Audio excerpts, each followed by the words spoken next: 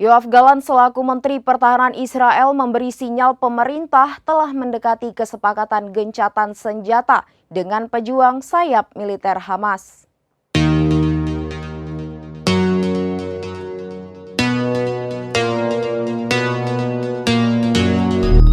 Yoav Gallant selaku Menteri Pertahanan Israel memberi sinyal pemerintah telah mendekati kesepakatan gencatan senjata dengan pejuang sayap militer Hamas.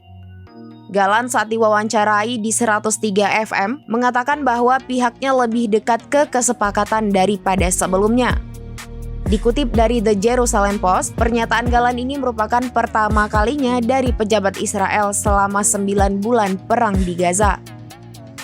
Hal ini menunjukkan pola pikir beberapa pejabat yang meyakini kesepakatan dengan Hamas mungkin terjadi dan paling tidak mewujudkan fase pertama dari garis besarnya. MK Gadi Eisenkot membuat pertanyaan serupa sebelumnya pada hari Kamis. Sebelumnya, Perdana Menteri Israel Benjamin Netanyahu menelepon Presiden Amerika Serikat Joe Biden untuk menyampaikan dirinya telah mengirimkan delegasi untuk pembicaraan gencatan senjata.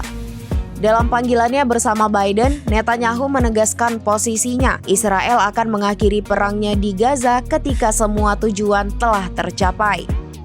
Channel 12 Israel mengatakan Kepala Badan Intelijen Mossad Israel akan memimpin delegasi untuk perundingan tersebut.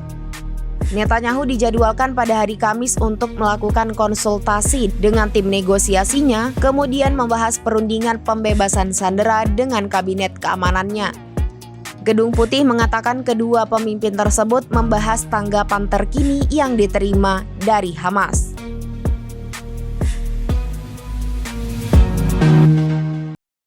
Demikian informasi terkini Syederalon. Saksikan terus informasi lainnya. Jangan lupa like dan share seluruh akun serambinews.com.